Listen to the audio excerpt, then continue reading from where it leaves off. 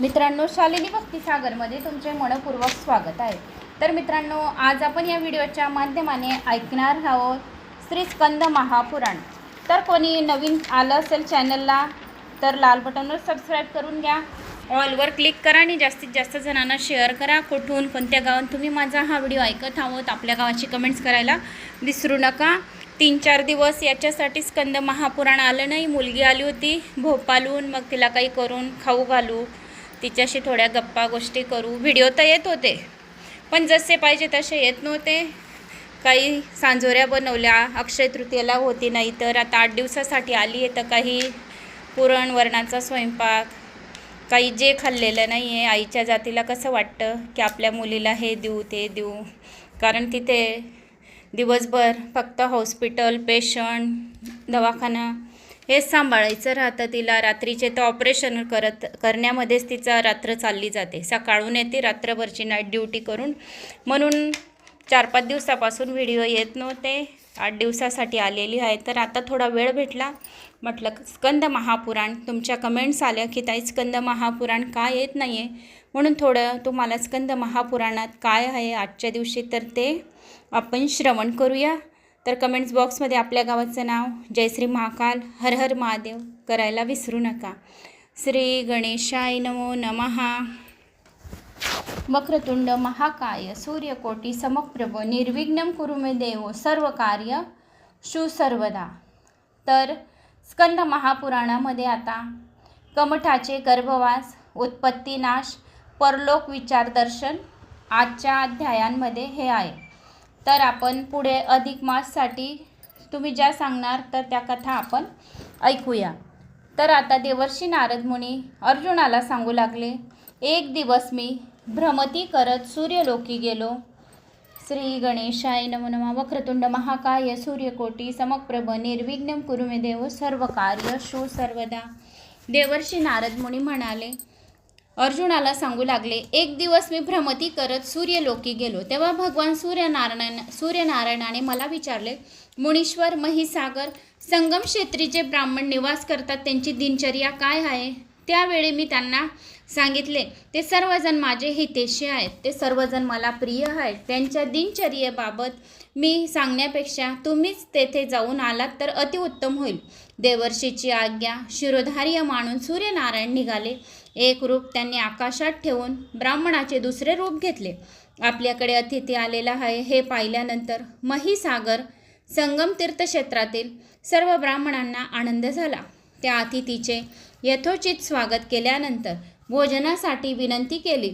तपस्व्यांचे यथोचित स्वागत केल्यानंतर तपस्व्यांचे रूप घेतलेला सूर्यनारायण म्हणाले, प्रियजन हो, भोजन हे 2 प्रकारचे असते, प्राकृत व परम अशी त्यांची विभागणी आहे।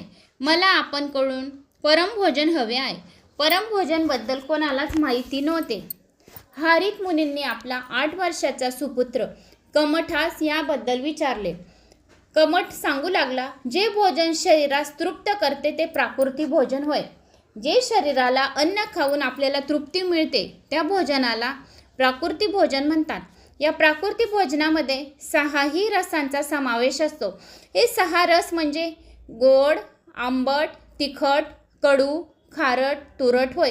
या प्राकृत भोजनात जिभेचे चोचले पुरवणे हा मुख्य उद्देश असतो। जे कोणी लोक आपल्या जिभेचे चोचले पुरवतात त्यांना वार्धक्यात अनेक असाध्य रोग होतात व असह्य वेदना सोसाव्या लागतात। ते तामसी स्वभावाचे लोक असतात, त्यांना प्राकृती भोजन परमप्रिय असते। परमप्रिय भोजन म्हणजे जे भोजन मानवाच्या आत्म्यास तृप्त करते ते भोजन होय। या भोजनात अनेक शुद्ध सात्विक पदार्थ असतात। जठरांगणाची शांती करून आत्मा तृप्त करणे हा परमभोजनाचा मुख्य हेतू असतो। मानवाने आयुष्यभर परमभोजनाचाच आग्रह केला पाहिजे, धरला पाहिजे। मनुष्य जे काही सेवन करतो त्याप्रमाणे त्याचे आचार, विचार, उच्चार असतात। सात्विक व राजस लोकांना परमभोजन प्रिय असते। भोजन कोणतेही असो, पण ते सेवन करण्यापूर्वी भगवंतास समर्पित करून नैवेद्य दाखवून शांत चित्ताने सेवन केले पाहिजे। ज्या वेळेस आपण स्वयंपाक बनवतो, भोजन बनवतो, त्यावेळेस आपले विचार चांगले असले पाहिजे। आपण ज्या विचाराने स्वयंपाक बनवतो, भोजन बनवतो, ते विचार ते आपल्या अन्नामध्ये ग्रहण होतात आणि ते अन्न आपण ग्रहण करतो. तुम्ही ज्या विचाराने स्वयंपाक बनवणार तर तसेच विचार आपल्या स्वयंपाकामध्ये पडतील. आपण अन्न खाऊ तर विचारसुद्धा आपण तसेच होणार. म्हणून आपण स्वयंपाक बनवताना हे अन्नपूर्णा माता स्वयं तू या अन्नामध्ये विराजमान हो आणि खूपच म्हणजे टेस्टी चांगले चविष्टदार भोजन बनव आणि बरकती राहो या भोजनामध्ये. कोणी येईल तर त्याचा आत्मा तृप्त हो अशी तू बरकती दे आणि आमच्या घरात खूप प्रगती कर, सुख शांती असू दे असे अन्नपूर्णा माताला आव्हान करून ज्या घरामध्ये भोजन बनवलं जातं, भोजन बनवल्यानंतर नैवेद्य दिले जाते ते घरामध्ये खूप शांती राहते. ते सात्विक भोजन राहतं आणि आत्म्याला संतुष्ट देणारं भोजन राहतं. म्हणून नैवेद्य दाखवून शांत चित्ताने जर सेवन केले पाहिजे. जेवण करताना इकडच्या तिकडच्या गोष्टी करायच्या नाही. जेवण करताना शांतच बसावे, शांत चित्ताने भोजन करावे, अन्नपूर्णा मातेचे नामस्मरण करावे. या हसी मजाक या मजेदार काही कॉमेडी असतील विचार तर त्याच गोष्टी सांगाव्या. इकड तिकडचे जेवण करताना नाना तरीकाचे विचार करून जेवण करू नये. कारण ते जेवण करताना जशा विचार ज्या गोष्टी चालू राहतात त्या घरामध्ये परिवर्तन होतो. निगेटिव्ह असो की पॉझिटिव्ह असो, ज्या विचाराने स्वयंपाक बनतो तसे विचार घरात होतात, तशी प्रगती होते. ज्या विचारात तुम्ही जेवण बनवलेलं खातात तसे विचार अन्नामध्ये होतात, शरीरामध्ये होतात, घरामध्ये होतात. म्हणून शांत चित्ताने सेवन केले पाहिजे. आता तू चिंता करू नकोस. माझ्या अनमोल नरदेहाचे सार्थक करण्यासाठी मी आता निघालो आहे. तू मला आशीर्वाद दे. मातेने ऐत्रेयास मंगल आशीर्वाद दिला. काही क्षणातच त्या ठिकाणी हेमा मालिनीचाच म्हणजे लक्ष्मीचा प्राणनाथ प्रगट झाला आणि त्या मायलेक्यांनी भगवान विष्णूंना मनोभावे वंदन केले. ऐत्रेयाने विष्णूची स्तुती केली. शांताकारं भुजंगशयनं भुजंगशयनं पद्मनाभं सुरेशं विश्वाधारं गगनसदृशं मेघवर्णं शुभांगं लक्ष्मीकान्तं कमलनयनं योगिध्यानं गम्यं वंदे विष्णू भवभयहरं सर्वलोकैकनाथं. भगवान विष्णू म्हणाले, ऐत्रेया तू धन्य आहेस. तू आता माझ्याशी खूप खूप धन्य आहे. तर तू आता माझ्याशी एकरूप झाला आहेस. तुला पुढे वैकुंठ लोक प्राप्त होईल. मी आता येथेच स्थानबंध होणार आहे आणि सर्वजण मला अघनाशन या नावाने ओळखतील. विष्णू मग अंतर्धान पावले. भगवान विष्णू एवढं सांगून अंतर्धान पावून गेले. ऐत्री म्हणाला, मागील जन्मी लाभलेल्या सुसंस्कारामुळे व ओम नमो भगवते वासुदेवाय नमः या दिव्य मंत्रामुळे मला चांगला जन्म मिळाला आहे. जो कोणी ओम नमो भगवते वासुदेवाय नमः, ओम नमो भगवते वासुदेवाय नमः या मंत्राचा जप सतत करत राहतो सकाळ संध्याकाळ, त्याला चांगला जन्म मिळतो आणि सर्व पापांचे नाश होते आणि वैकुंठ लोकची प्राप्ती होते. मागील जन्माचे सर्व काही आता ते आठवू लागले आणि मग ऐत्रेयाची परमार्थार्थिक वाटचाल सुरू झाली. ते तीर्थटन करीत कोठी तीर्थक्षेत्र तेथे आले. तेथे हरिमेधा नामक ऋषींची सदीच्या भेट घेतली. ते त्यांचा यज्ञयाग सुरू होता. त्यांनी आपल्या अंतर्ज्ञानाने ऐत्रेयाची विद्वत्ता जाणली व त्यांचा यथायोग्य सन्मान केला आणि काही दिवसांनी ऐत्रेयाचा विवाह त्यांनी स्वतःच्या सुकन्येबरोबर करून घेतला. विद्वान सर्व गुण संपन्न असा जावई लाभल्यामुळे हरिमेधा सर्वता ऋषींचा सर्वत्र सन्मान वाढला. कमठांचे हे उत्तर ऐकून सूर्यनारायणाने प्रश्न विचारला, जीवाची निर्मिती कशी होते? कर्मठ सांगू लागला, पाप पुण्य यापैकी जे काही जास्त असेल किंवा दोन्हींच्या सन्मय फलप्राप्तीने जीव जन्मास येतो. ज्याचे जसे कर्म असते त्याप्रमाणे परम दयाळू ईश्वर फल देतो. ज्याने खूप काही पुराण श्रवण केलेले आहेत, कथा श्रवण केलेले आहेत, चांगले कर्म केलेले आहेत, त्याला चांगल्या राजाच्या घरी जन्म मिळतो. त्याला दुःख दारिद्र्य कधीही प्राप्त होत नाही, सर्व सुख त्याला मिळतात. म्हणून या जन्मात मानवी जीवनात जन्माचे जर सार्थक करून घ्यायचे असेल तर पुराण कथा ऐकायचे. 18 पुराणांमध्ये सर्वात श्रेष्ठ असे स्कंद महापुराण आहे आणि सर्वात मोठे हे स्कंद महापुराण आहे. कमीत कमी आता 1 महिना आपल्या स्कंद महापुराणाला झालेला आहे. आजचा हा भाग 31वा भाग आलेला आहे. पूर्ण 1 महिनाभर सर्वांनी मन लावून श्रवण केलेले आहे. प्रत्येकाने तर आपला जन्म चांगल्या राजाच्या घरी होईल. मोक्षाची जर आपल्याला प्राप्ती हवी असेल, ज्याला मोक्षाची प्राप्ती भेटेल, धनधान्याची प्राप्ती होईल, असे हे स्कंद महापुराण. अतिशय भाग्यवान लोकच ही सेवा करू शकतात. ज्यांच्या पदरी खूप काही जन्माचे पुण्य असेल तेच पुराण श्रवण पठण करतात. सहजासहजी, नाहीतर ही सेवा कोणीही करू शकत नाही असे स्वतः भगवान विष्णूंनी सांगितले आहे. ज्यांचे कर्म जसे असतील तसा परम दयाळू ईश्वर ब्रह्मदेवता त्यांना फल देतो. मृत्यूनंतर सात्विक मनुष्य स्वर्गलोकी प्रयाण करतो. ज्यांनी पुराण कथा खूप काही ऐकलेल्या आहेत त्यांना नरक यातना होत नाही, त्याला यमदूत हात लावत नाही, त्याला शिवाचे दूत, विष्णूचे दूत, गणेशचे दूत हात लावतात, तर तो मनुष्य विमानात बसून स्वर्गलोकी जातो. ज्यांनी पुराण कथा थोडासे सुद्धा 2 मिनिटं श्रवण केलेले असतील, संतन केलेले असतील, चिंतन केलेले असेल, सत्संग केलेला असेल, काही पदयात्रा पावली केली असेल, तीर्थयात्रांमध्ये स्नान केलेले असेल, तीर्थसंगमांमध्ये स्नान केली असेल, 12 ज्योतिर्लिंगांचे दर्शन केलेले असेल, 4 धाम यात्रामधून कोणी एखादी यात्रा केली असेल, त्याला स्वर्गलोकची प्राप्ती होते. त्याला यमदूत हात लावत नाही, त्याला ईश्वरचे दूत हात लावतात. म्हणून मृत्यूनंतर सात्विक मनुष्य स्वर्गलोकी प्रयाण करतो, स्वर्गलोकी जातो. जे जीवात्मा सर्व पुण्यकर्म मी केले आहेत असं सांगतो त्यांची रवानगी पृथ्वीलोकी होते. म्हणून ज्यांनी काही गर्व अहंकार मीपणा शरीरातून काढून सर्व पुराण कथा ऐकाव्या, मी हा शब्द काढून टाकावा, गर्व अहंकार हे काढून टाकावे, म्हणजे आपल्याला परत पृथ्वीलोकी यायला मिळणार नाही. मोक्षाची प्राप्ती होईल, धनाची प्राप्ती होईल, सुख शांती मिळेल. म्हणून मीपणा अहंकार फार वाईट असतो. मीपणाच्या अहंकारामुळे सात्विक लोक सुद्धा लयास जातात. गर्व म्हणजे रावणाचा सुद्धा गर्व कशामुळे झाला रावणाला? मीपणा.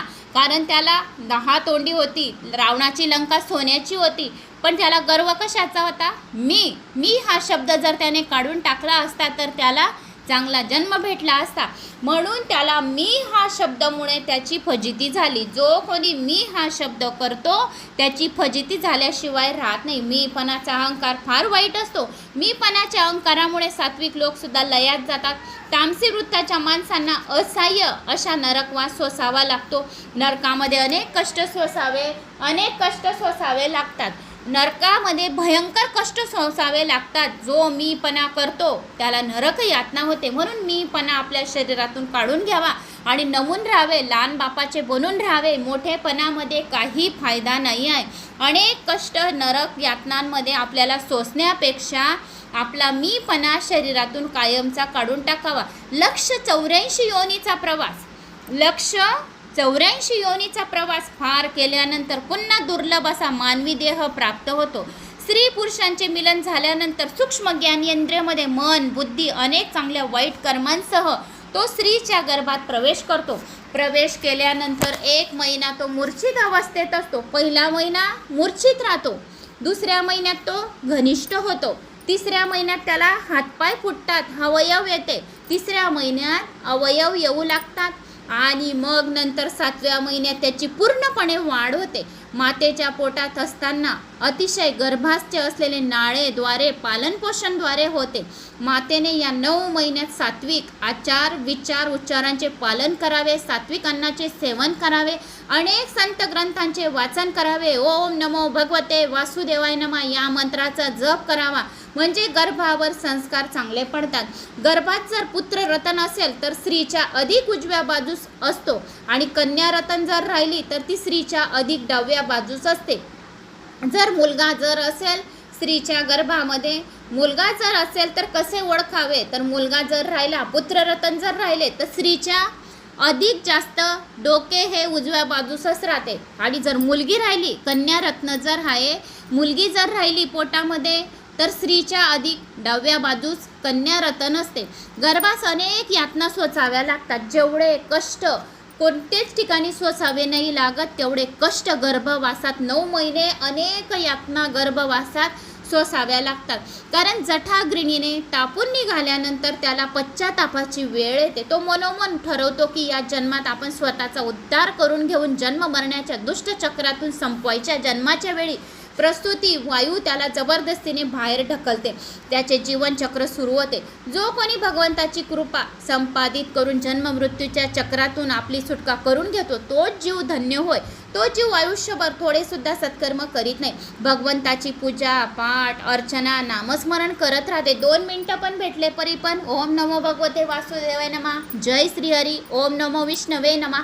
2 मिनिटं जरी शांत बसले तरी सुद्धा मंत्रांचे जप करून घ्यावे, म्हणजे आपल्या जन्माचे सार्थक करून घ्यावे. कारण की जे 9 महिने कष्ट सोसावे लागतात मानवी जन्मामध्ये, तेवढे कष्ट कुठेही सोसावे लागत नाही.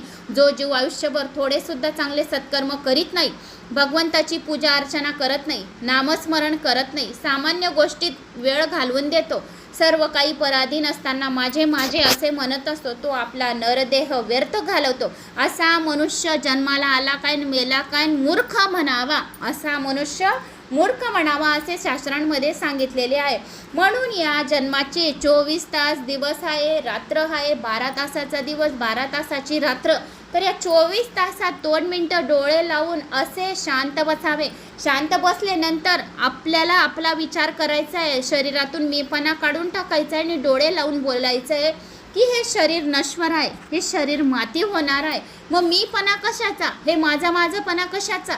म्हणून 2 मिनटं शांत बसून रोज असे विचार करावा, हे शरीर नश्वर आहे, मीपणा करून काही फायदा नाही, गर्व करून काही फायदा नाही, कोणत्याही गोष्टीचे बातची बतंगड करून फायदा नाही, कोणाला टोचून टाचून बोलून होऊन चिमट्या घेऊन काहीतरी बोलावं, समोरच्याचा आत्मदुःख व्हावा, त्याला काही फायदा नाही. हे शरीर जळणार आहे, भस्म होणार आहे. म्हणून भगवान शिवाला भस्म का आवडते, म्हणून भगवान शिवाने शास्त्रांमध्ये पुराणांमध्ये सांगितलं आहे की भस्म मला का आवडते. हे शरीर एक दिवशी काय होतं, भस्म होतं.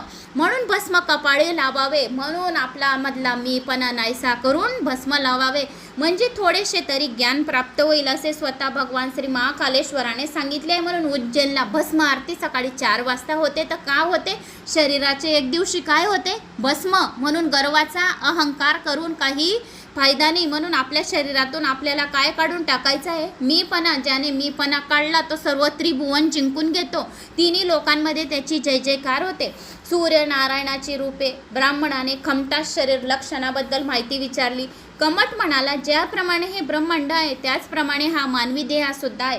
पायाचे तळवे म्हणजे पाताळ, पायाचा वरचा भाग म्हणजे रसाताळ, दोन्ही कोटे तलातल, दोन्ही पिढाऱ्या महातल, दोन्ही गुडगे सुतल, दोन्ही मांड्यांचा खालचा भाग वितल होय, मांड्यांचा वरील भाग अतल होय. नाभी भूरलोक, उदर भूरलोक, वक्षस्थल स्वर्गलोक, कंठ महर, 2 नेत्र कमललोक, नाभी भूरलोक, उदर भूरलोक, वक्षतल स्वर्गलोक, कंठ महरलोक, मुख जनलोक, 2 नेत्रकमल तपलोक, मस्तक हे सत्यलोक आहे असे सर्वांनी कथन केले आहे. पृथ्वीवरील सप्तद्वीपाप्रमाणे शरीरामध्ये त्वचा, मांस, रक्त, मेद, अस्थि, मज्जा, वीर्य हे 7 धातू आहेत आपल्या शरीरामध्ये.